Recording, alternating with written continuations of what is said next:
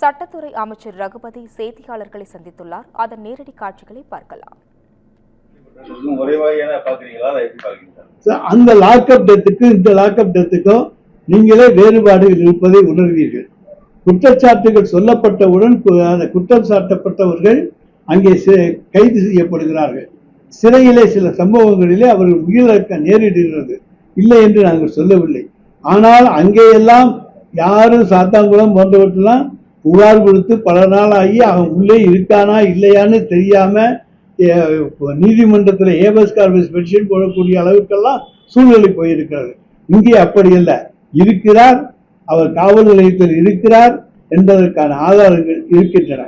அங்கே எந்த காரணத்தாலே அவர் மரணமடைந்தார் என்பது அந்த பிரேத பரிசோதனை அறிக்கையின் மூலமாக தெளிவாகும். நாங்கள் இதற்காக யாரையும் காப்பாற்றவில்லை.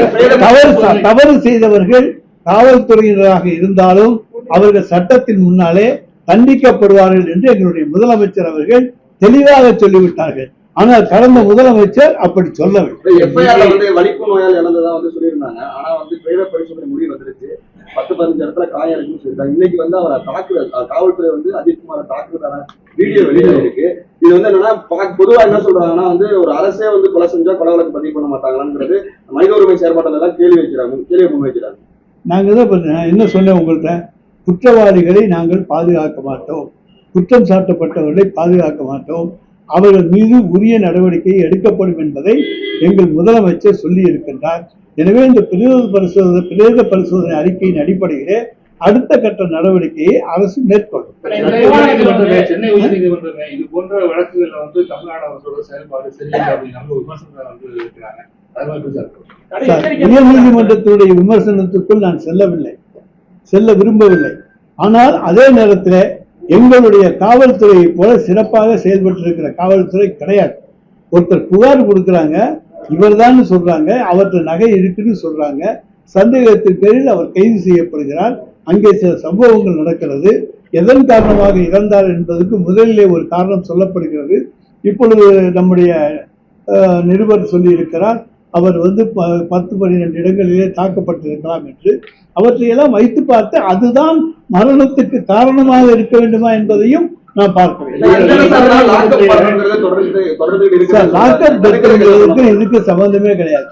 இது கைது செய்து கொண்டு சென்ற பொழுது விசாரணை என்பது நடந்தது. அந்த வழக்கு இதே வழக்கிலேயே நம்ம காணா போகணும்னு சொல்லியிருக்காங்க. காணா போச்சு அப்படின்னு சொல்லியிருக்காங்க. காணா போச்சா இல்லையாங்கிற கண்டுபிடிக்கிறதுக்கு முன்னாடியே காவல்துறையினர் இது போன்ற சம்பவங்கள் ஈடுபடுறாங்க. இதுதான் ஐஏஎஸ் ஐபிஎஸ் அதிகாரி ஒருத்தர் சொல்லி சென்னை உயர்நீதிமன்றத்துல அவங்க தரப்புல சொல்றாங்க. ஐஏஎஸ்க்கு தொடர்பு இருந்தாலும் ஐபிஎஸ்க்கு தொடர்பு இருந்தாலும் நாங்க யாரையும் விட்டு கொடுக்கிறது கிடையாது, காப்பாற்றுறது கிடையாது. எவ்வளவு உயர் பதவியில் இருந்தாலும் அவர்களுக்கு மீதும் உரிய நடவடிக்கை எடுக்கப்படும் என்பதை இந்த 4.5 ஆண்டுகளில் நான் நிரூபித்துக் கொண்டுதான் இருக்கிறோம். நாங்கள் யாரையும் காப்பாற்ற வேண்டிய அவசியம் இந்த அரசுக்கு கிடையாது, கட்டாயமும் கிடையாது. அதெல்லாம் உங்க யூகங்கள், அதுக்கெல்லாம் நாங்க பதில் சொல்ல முடியாது. எந்த கேஸ் வந்தாலும் உடனே பேரம் பேசுனாங்கன்னு சொல்லுவாங்க, அது உங்களுடைய யூகம். அதுக்கு நாங்க பதில் சொல்ல முடியாது.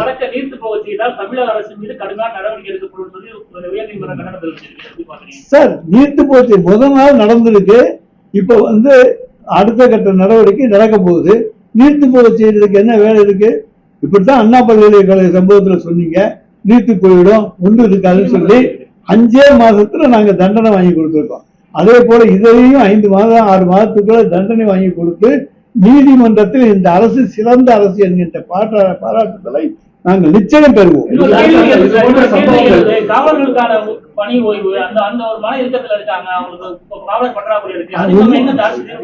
காவலர்கள் இன்றைக்கு இருக்கக்கூடிய முந்தைய ஆட்சிகளில் இருந்ததை விட எங்களுடைய காவலர் எண்ணிக்கை கூடத்தான் இருக்கு.